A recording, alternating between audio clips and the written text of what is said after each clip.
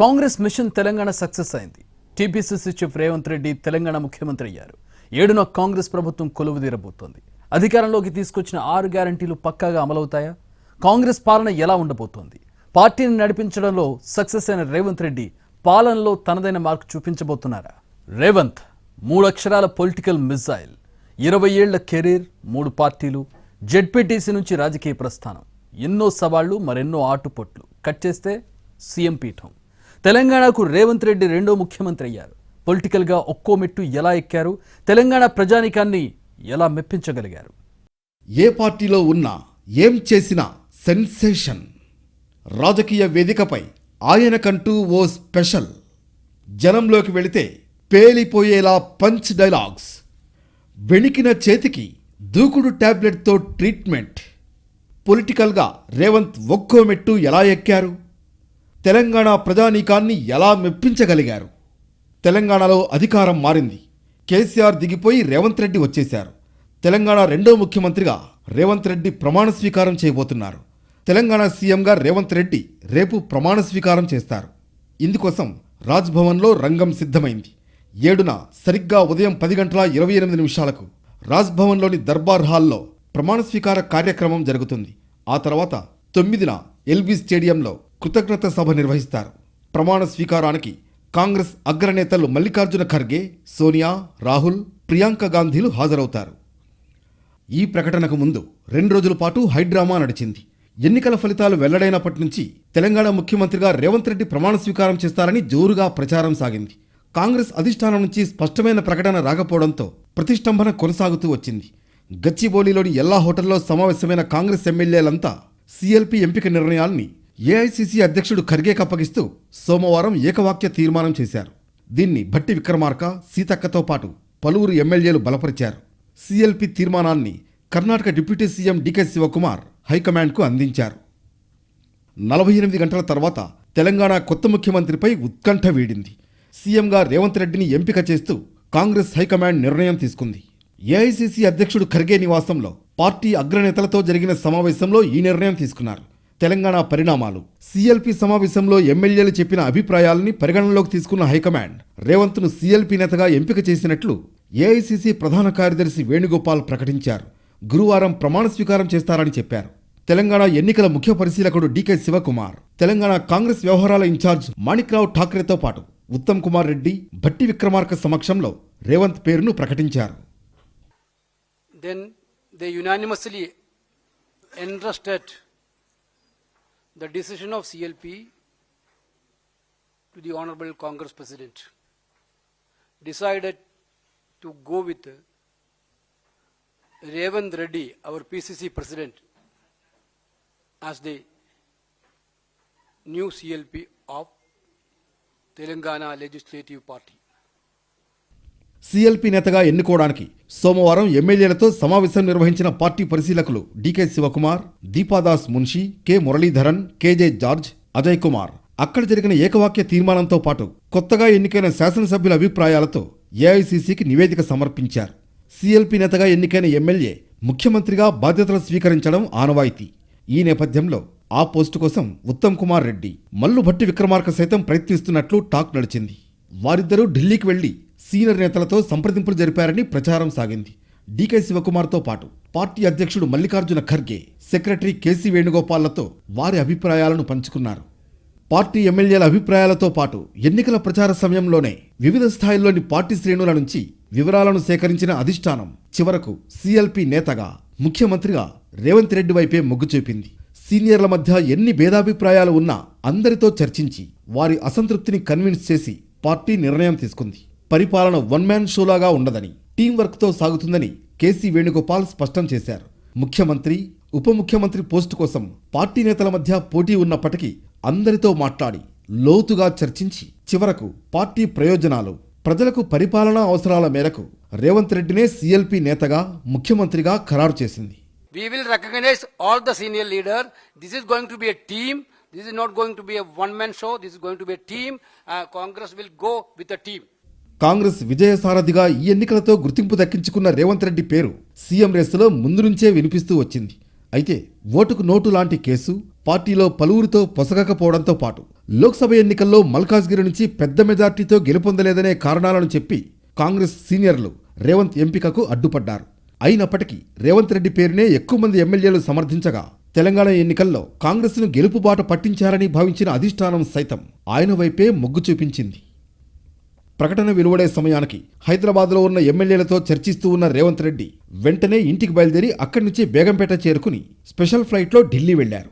ఢిల్లీలో డీకే శివకుమార్తో భేటీ అయ్యారు.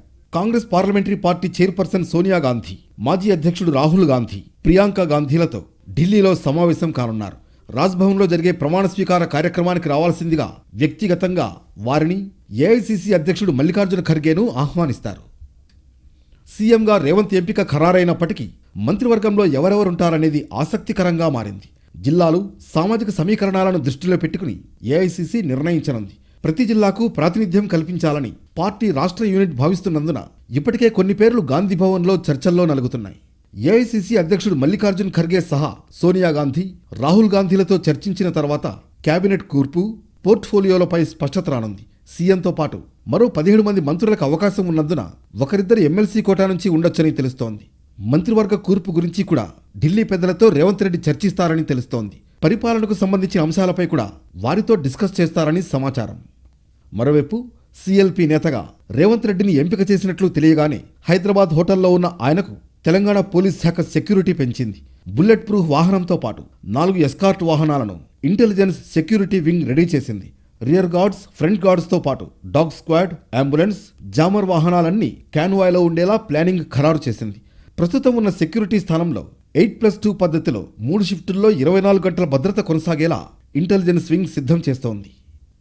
City police కమిషనర్తో పాటు వివిధ విభాగాల పోలీస్ అధికారులకు ఇంటెలిజెన్స్ చీఫ్ అనిల్ కుమార్ ఆదేశాలు జారీ చేశారు.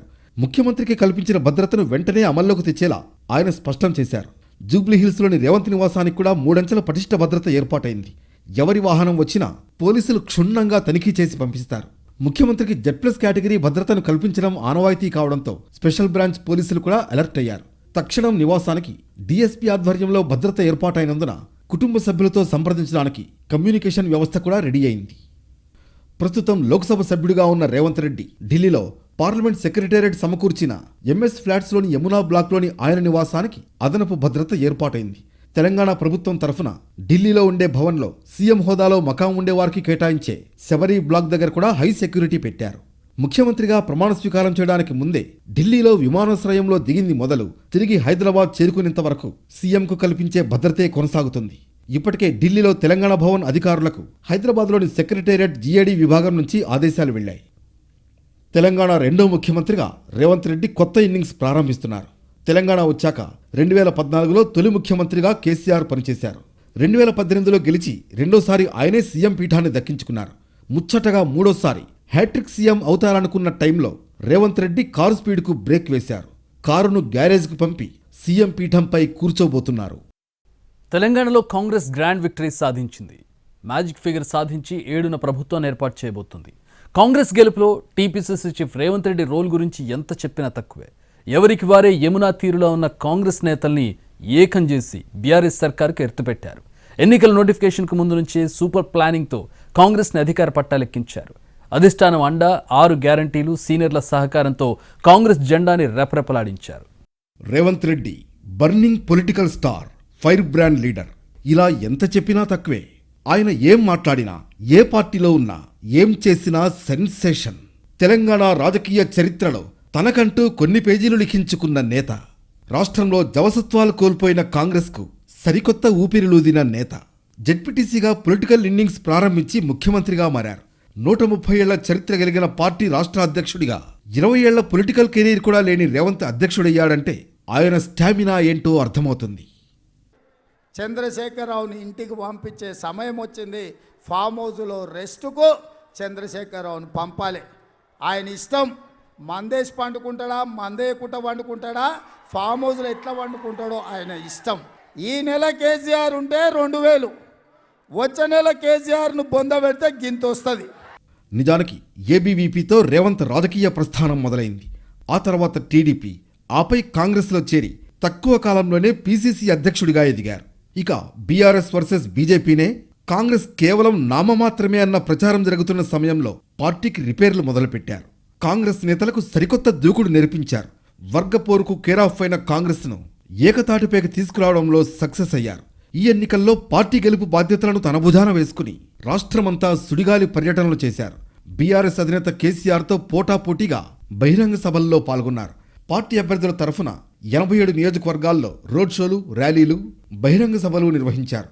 గెలుపు వ్యూహాలు రచించారు. తన నాయకత్వ పటిమతో 10 ఏళ్ల తర్వాత కాంగ్రెస్ పార్టీని అధికారంలోకి తీసుకొచ్చిన నేత రేవంత్. నోటిఫికేషన్ ముందు నుంచి కాంగ్రెస్ అధికారంలోకి వస్తుందంటూ బల్లగుద్ది పదే పదే చెప్పారు. చెప్పడమే కాదు, అది నిజమయ్యేలా చేశారు.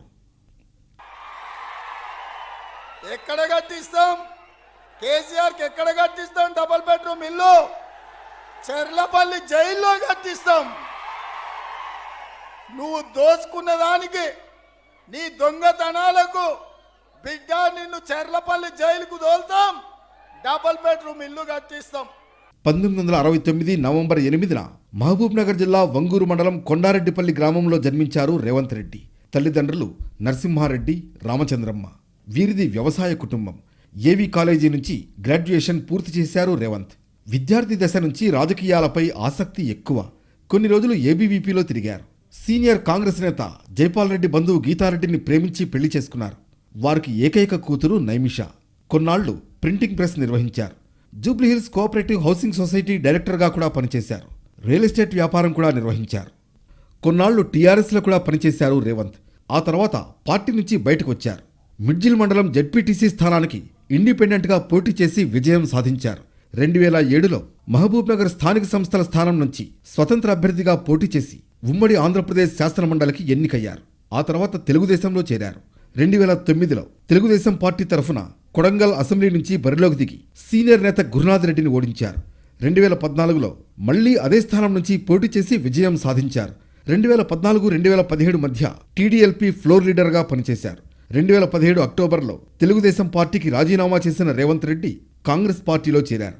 కాంగ్రెస్లో తక్కువ సమయంలోనే ముఖ్య నేతగా ఎదిగారు. 2018లో మరోసారి కొడంగల్ నుంచి పోటీ చేసి ఓడిపోయారు రేవంత్. అదే ఆయనకు తొలి ఓటమి.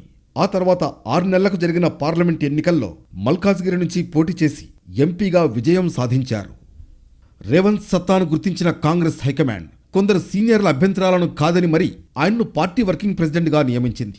2021 జూలైలో పూర్తిస్థాయి పీసీసీ చీఫ్గా నియమించింది. ఆ తర్వాత కాంగ్రెస్ దిశను మార్చారు రేవంత్. పార్టీ అధ్యక్షుడిగా నేతలకు దూకుడు నేర్పించారు. బీఆర్ఎస్, బీజేపీ నేతల విమర్శలకు ఎప్పటికప్పుడు కౌంటర్లు వేశారు. ముఖ్యంగా కేసీఆర్, కేటీఆర్లపై తనదైన స్టైల్లో విరుచుకుపడేవారు. పనైపోయిందనుకున్న కాంగ్రెస్ని బలంగా రేసులోకి తీసుకొచ్చారు. అన్నీ తానే నడిపించారు. సీనియర్లను, జూనియర్లను కలుపుకుని సాగారు. 3వ స్థానానికే పరిమితమవుతుందన్న బీఆర్ఎస్, బీజేపీ విమర్శలకు చెక్ పెట్టడమే కాదు, పార్టీని అధికారంలోకి తీసుకొచ్చారు. 2 సార్లు అధికారానికి దూరమైన కాంగ్రెస్ను రేసులోకి తీసుకురావడానికి పాదయాత్ర చేశారు. సీనియర్లను కలుపుకుని ముందుకు సాగారు. కాంగ్రెస్ హైకమాండ్కు ఇచ్చిన మాటను నిలబెట్టుకుంటూ హస్తం పార్టీని 10 ఏళ్ల తర్వాత అధికారంలోకి తీసుకొచ్చారు. తన సత్తా ఏంటో బీఆర్ఎస్ నేతలతో పాటు బీజేపీ నేతలకు చూపించారు. దూకుడుగా వ్యవహరించడమే తన గెలుపు మంత్రమంటూ ఎన్నోసార్లు చెప్పారు. తన లక్ష్యం ప్రగతి భవన్ అంటూ ఎన్నోసార్లు చెప్పకనే చెప్పారు. ఇప్పుడు ఆ కలను సాకారం చేసుకున్నారు. పాలమూరు నుంచి రెండో సీఎం రేవంత్ రెడ్డి. గతంలో హైదరాబాద్ స్టేట్కు కల్వకుర్తి నుంచి బూర్గుల రామకృష్ణారావు ముఖ్యమంత్రిగా పనిచేశారు. దశాబ్దాల తర్వాత ఇప్పుడు పాలమూరు జిల్లాలో పుట్టిన రేవంత్ రెడ్డి తెలంగాణ రాష్ట్రానికి ముఖ్యమంత్రి అయ్యారు. తెలంగాణ రెండో సీఎంగా 7న ప్రమాణం చేయబోతున్నారు. కాంగ్రెస్ హిస్టరీలోనే ఫాస్టెస్ట్ డెసిషన్. సీనియర్లను బుజ్జగించి రేవంత్ రెడ్డిని సీఎంగా 48 గంటల్లోనే ప్రకటించేసింది. ప్రత్యర్థుల్ని సైతం ఆశ్చర్యపరిచేలా కాంగ్రెస్ హైకమాండ్ నిర్ణయం తీసుకుంది. ఇక్కడి దాకా ఓకే, కానీ పాలనలో రేవంత్ రెడ్డికి సీనియర్ల సహకారం ఎలా ఉండబోతోంది? ఎలక్షన్లలో పనిచేసినట్టే పాలనా వ్యవహారాల్లో కూడా కలిసి నడుస్తారా, లేదంటే కాంగ్రెస్ హైకమాండ్కు మళ్లీ బిగ్ టాస్క్ ఇస్తారా? కాంగ్రెస్ మిషన్ తెలంగాణ సక్సెస్ అయింది. తెలంగాణకు రేవంత్ రెడ్డి ముఖ్యమంత్రి అయ్యారు. ఇక్కడి వరకు అంతా బాగానే ఉంది. కానీ కాంగ్రెస్ పాలన ఎలా ఉండబోతోంది? 6 గ్యారంటీలు పక్కాగా అమలవుతాయా? రేవంత్కు సీనియర్లు సహకరిస్తారా అన్న ప్రశ్నలు తెలుస్తున్నాయి. ఎక్కడ చూసినా దీనిపై చర్చ జరుగుతోంది. కాంగ్రెస్ నేతల కష్టం పక్కన పెడితే 6 గ్యారంటీలు గురి తప్పలేదు. జనం మనసుల్లో నాటుకున్నాయి. కాంగ్రెస్ని గుండెల్లో పెట్టుకుని ఓట్లు గుద్దేశారు. ఫలితంగా కాంగ్రెస్ సర్కార్ తెలంగాణలో కొలువుదీరబోతోంది. సీఎంగా రేవంత్ రెడ్డి పేరు ఖరారైంది. మంత్రులెవరెవరో ఇంకా క్లారిటీ రాలేదు. ఈ కేబినెట్ కూర్పు కన్నా జనానికి కాంగ్రెస్ పాలన ఎలా ఉండబోతున్నదనే ఆసక్తి ఎక్కువైంది. ఎందుకంటే కాంగ్రెస్ కలహాల కుంపటి, ఇది ఎవరూ కాదనలేని సత్యం. వీరందరినీ కలిపి నడిపించడమే పెద్ద టాస్క్. అసెంబ్లీ ఎన్నికల్లో ఎన్నో అలకలు, బుజ్జగింపులు, గుస్తాల తర్వాత హైకమాండ్ సీరియస్ దృష్టి సారించి చక్కదిద్దింది. సీనియర్లు వర్సెస్ జూనియర్లు, అసలు కాంగ్రెస్ వర్సెస్ వలస నేతలట్టు జరిగిన వార్కు చెక్ పెట్టింది. ఎన్నికల ప్రచారంలో మచ్చుకైనా కనిపించకుండా హైకమాండ్ నడిపించింది. అందరూ కలిసి పనిచేసేలా ఖతర్నాక్ వ్యూహాలతో రణక్షేత్రంలోకి దూకింది. సభలు సమావేశాలకు తోడు ఇంటింటి ప్రచారాలపై నాయకుల్ని పురమాయించింది. ఎక్కడా అసంతృప్తి, అసమ్మతి బయటపడకుండా కంట్రోల్ చేసింది. టీపీసీసీ చీఫ్గా రేవంత్ రెడ్డి ఓ మెట్టు దిగి సీనియర్లను కలుపుకుపోయారు. సీనియర్లు ఆయనకు సహకరించారు.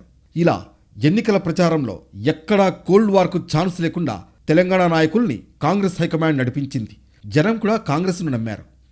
కాంగ్రెస్ను గెలిపించినా వాళ్ళు కొట్లాడుకోవడం తప్ప మనకు చేసేదేం లేదన్న స్థాయి నుంచి గెలిచేదాకా తీసుకువెళ్లారు.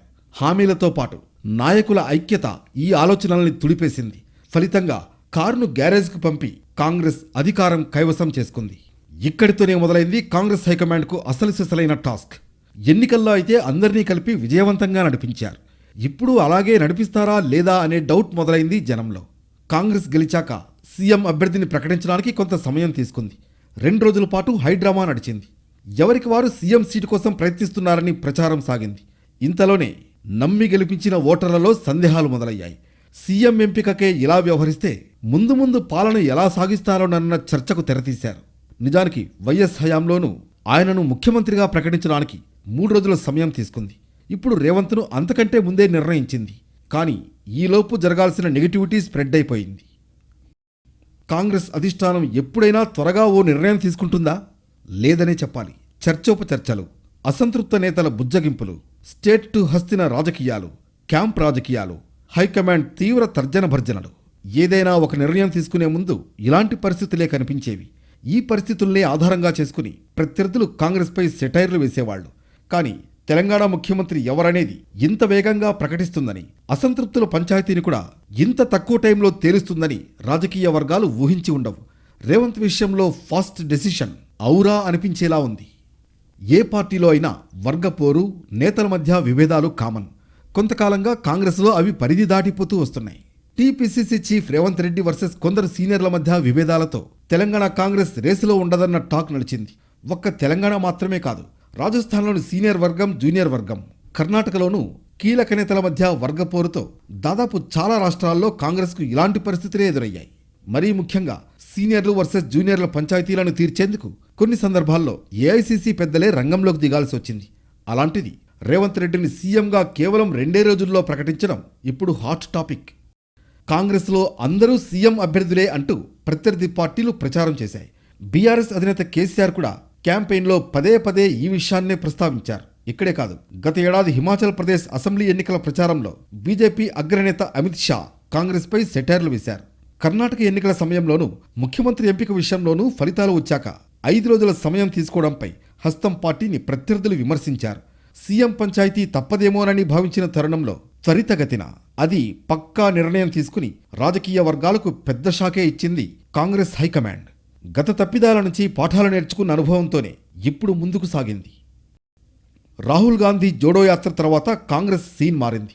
క్షేత్రస్థాయి పరిస్థితులను అర్థం చేసుకుంటూనే నేతల మధ్య ఐక్యత కోసం ఏఐసీసీ ప్రయత్నాలు చేస్తూ వచ్చింది. కలిసి ఉంటేనే దక్కుతుంది అధికారం అని నేతలకు పదే చెబుతూ వచ్చింది. ఇందుకోసం రాష్ట్ర వ్యవహారాల పర్యవేక్షణకు అనుభవజ్ఞులైన నేతల్ని నియమించింది. ఈ క్రమంలోనే రాజస్థాన్ సంక్షోభానికి ఎన్నికల వేళ చెక్ పెట్టడం, 2 రోజుల వ్యవధిలోనే హిమాచల్ ప్రదేశ్ కాంగ్రెస్ ముఖ్యమంత్రిని ఎంపిక చేయడం, అలాగే డీకే శివకుమార్ లాంటి సమర్థవంతమైన నేతను బుజ్జగించి కర్ణాటకలో సిద్ధరామయ్యను సీఎం చేసింది. ఇప్పుడు తెలంగాణలో అసమ్మతులతో సంప్రదింపులు జరిపి రేవంత్ రెడ్డిని సీఎం చేసింది. 3 రాష్ట్రాల అసెంబ్లీ ఎన్నికల్లో ఓటమి కాంగ్రెస్కు పెద్ద దెబ్బే. కానీ తెలంగాణలో బీఆర్ఎస్ లాంటి బలమైన పార్టీని ఓడించి అధికారం కైవసం చేసుకోవడం మాత్రం మామూలు విషయం కాదు. ఇందుకు పార్టీలో ఐక్యత కూడా ఒక కారణం. ఇదే టీమ్ స్పిరిట్ తెలంగాణ పాలన వ్యవహారాల్లో కొనసాగించాలి. 6 గ్యారంటీల అమలుపై జనం ఎన్నో ఆశలు పెట్టుకున్నారు. వీటిని సమర్థంగా అమలు చేయాలంటే సీఎం రేవంత్ రెడ్డికి సీనియర్లు సహకరించాలి. ఎన్నికల్లో కనిపించిన ఐక్యతే ఇక్కడా కంటిన్యూ కావాలి. అప్పుడే కాంగ్రెస్ ఇచ్చిన హామీల అమలు సాధ్యమవుతుంది. 6 పథకాలు అనే ముళ్ల కిరీటం రేవంత్ రెడ్డి ముందుంది. ఖాళీ ఖజానాను నింపి పథకాల్ని సమర్థంగా అమలు చేయాల్సిన బాధ్యత ఆయనపై ఉంది. వీటన్నింటికీ సీనియర్ల సహకారం చాలా అవసరం. టీమ్ స్పిరిట్తో కొనసాగితే జనం నమ్మకాన్ని నిలుపుతారు. చూడాలి, ఎన్నో సవాళ్ల మధ్య తెలంగాణలో కాంగ్రెస్ ఎలా సాగుతుందో.